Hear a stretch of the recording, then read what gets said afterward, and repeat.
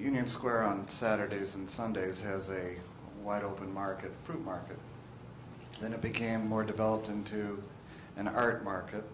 And I looked at the corner of Union Square yesterday, a huge banner that said, "Free the Palestinian people, Israel apartheid state," and on and on. So pervasive is the anti-Israeli narrative, the anti-Zionist narrative, that it has seeped into common parlance and language throughout Europe, currently throughout Latin America, and just starting now in North America. Now, here's how it works, and Dr. Elliman's correct, absolutely, and this is very frightening. I have a clinical psychology background. I've retrained myself as a social psychologist, and the principle of how a social thought or a social belief becomes real is absolutely based on the same principles that Goebbels knew about during World War II, which is, it doesn't really matter if it's a lie or it's the truth. You say it enough for people and repeat it, it becomes a social truth.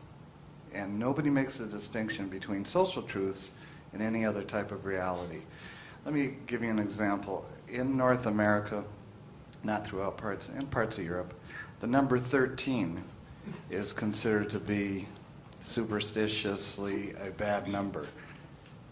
Then what happens is it becomes so pervasive that people start talking about it as if it's real. You have your birthday on the 13th, oh, it's Friday the 13th, we're having a conference, we better not do it, let's move it to the 14th. On and on it goes, to the point where it becomes reality. You can't walk into an elevator sometime and see the number 13. Now, was that a organized decision from the 13 against the number 13 and throughout North America? No, but it became so real that people become acting and thinking in terms of a superstition. Anti-Semitism works the same way, and the problem is anti-Zionism is now working the same way. You say Israel and mix it with the concept of apartheid state and the word Nazi, and it doesn't take long for people to link those two things together. In fact, in terms of social psychological principles, we have no idea even how to separate them well once they become established. So here's what happened in the last few years. And this is Gerald Steinberg's work, the Israeli professor, who's got a wonderful article called "Take Back the Narrative" in Sam's Journal. If you go to Scholars for Peace in the Middle East, you will find it. But the social psychological principles are as follows, very simple and very frightening. I know you can't believe this. I couldn't believe it either. But if you say the world is, the sun doesn't come up tomorrow, you'll say, that's ridiculous. Everybody knows the sun comes up tomorrow. What happens is it becomes a cloudy day tomorrow, and you're going, maybe the sun may not come up so well tomorrow. Then the next day it becomes sunny, and then the next day cloudy. And every time it becomes cloudy, you start thinking, well, maybe the sun isn't coming up so regularly anymore. That's the way it works. It does not have to take much to change reality. And people, again, if you say it enough, if you put it on billboards, if you have people with placards in the middle of a fruit market in Union Square, and people see it and people hear it, and it's on the nightly news, then you start thinking, well, maybe that is reality. See, nobody understands social truth and social reality.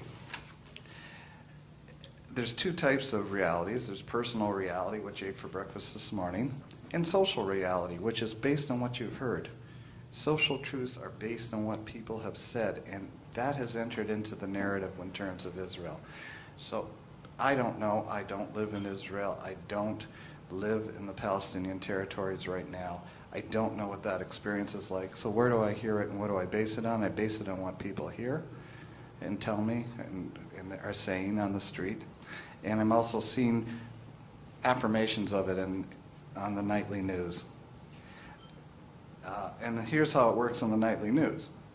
BBC does a report, tends to be a little bit anti-Israeli, a nice way of saying it. And yeah, and then the BBC is picked up, I don't know if you know this, by the CBC in Canada, because it's an aligned journalistic work with proper integrity and proper credentials. BBC in Canada is picked up back down to parts of the United States, or the Australian news network may pick it up. It goes to Australia. Add in Sky TV, which is now reporting and taking back what BBC said, taking BBC's work and broadcast it across Africa, through Western Europe. Parts go through Eastern Europe. It does not matter if it's truth or not. It's a social truth. And it becomes social reality if enough people say it. That's I looked, as I say, as a psychologist, the background to see if there's anything more deeper than that, and there isn't. It just becomes people's experiences. So words like Nazi and words like apartheid and the state of Israel, not different than how people were talking about South Africa 10, 15 years ago, are here to stay until we can figure out what to do about it. Gerald Steinberg's work is to change the narrative, take back the narrative so people aren't saying that. I don't know how you do that. Do you have every Jewish person in the world walk around the world, and every time you hear a anti-Israeli, anti-Semitic comment, have them armed with about how to debate an anti-Zionist? Pretty impossible given 14 million Jews in the world and 6 billion people. So nobody has answers on that, and that's what we struggle with. We're looking for the problem of the narrative to not be more pervasive in the United States and in Canada and throughout Latin America right now, but it's coming and it's creeping, and there's not a whole heck of a lot we can do except try to take a stand against words that hurt and words that mean something negative about Jews and the problem in Israel right now. One final comment on it. I sort of was listening to Sam about the origins of this. I'm going to disagree just a little. I mean, not in terms of the background of how the anti-Zionist narrative came about, but I noticed since the 1980s, in the beginning of the 1990s, specifically with the Second Intifada, two things happened. Second Intifada was in 1990, 1991, I can't remember. Who's a historian here? Was it 91? 2001, with the Israeli Prime Minister going through the Al-Aqsa. Was it? That's the first. That was the first. My apologies. Okay.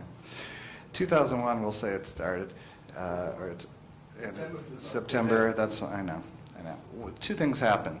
The internet became a household experience. It never was before in the last 10 years, and I can't prove it, but Shimon Samuels has this in his, from Simon Wiesenthal Center, says in the last 5 years, 10 years, there's been a massive anti-Zionist, anti-Israeli, anti-Semitic propaganda campaign by the Arab propaganda machine.